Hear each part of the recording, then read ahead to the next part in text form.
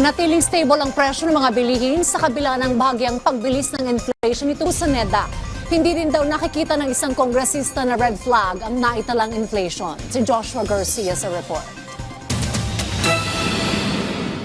Tiniyak ng National Economic and Development Authority na nananatiling stable ang presyo ng mga pangunahing bilihin sa bansa. Ito ay sa kabila ng naitala na bahagyang pagbilis ng inflation para sa buwan ng Oktubre ngayong taon.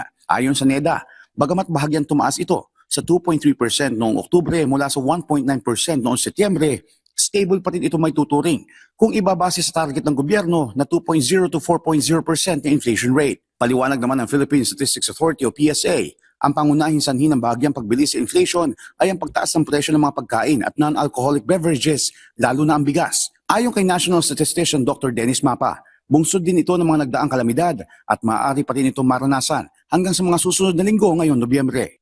So may mga presyo na umaakyat. And of course, the expectation is that itong month ng November, siguro yung first 2 weeks natin, makikita rin natin pa ang pagtaas ng presyo ng vegetables. So we're tracking that. Normally nakikita natin yun after the typhoon and then magno-normalize na naman. Ayon pa sa PSA, bagamat bumagal ang pagtaas ng presyo ng ilang pagkain tulad ng gulay, seafood, karne ng manok at saging, nananatili pa rin na mamataas ang presyo ng bigas at mais. Ang expectation natin, nag-peak na ito ito lang, parang this is just a blip, no? And we expect that it will go down again, inflation rate and of course the price level per kilo in the coming months, so November and December.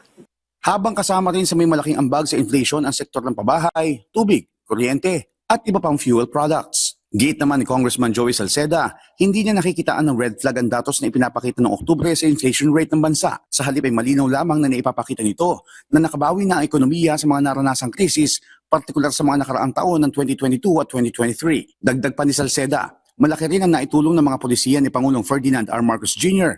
pagdating sa pagbabawas ng taripa, lalo na sa mga konsumer, nang hindi naapektuhan ng mga lokal na magsasaka. Patuloy rin ang mga hakbang at pagsisikap ng gobyerno na tugunan ang mga hamon gaya ng mga pagsubok dulot na masamang panahon na mayroon ding kontribusyon sa pagtaas ng inflation rate sa bansa. Ayon naman sa Bangko Sentral ng Pilipinas, ang nasabing inflation rate na 2.3% para sa buwan ng Oktubre ay nasa loob pa rin ng kanilang forecast range na 2.0 hanggang 2.8%. Gayunpaman, patuloy pa rin ang kanilang monetary board sa pagpapatupad ng mga hakbang para maitaguyod ang price stability at pagpapanatili sa pag-unlad ng ekonomiya. Joshua Garcia, para sa Pambansang TV sa Bagong Pilipinas.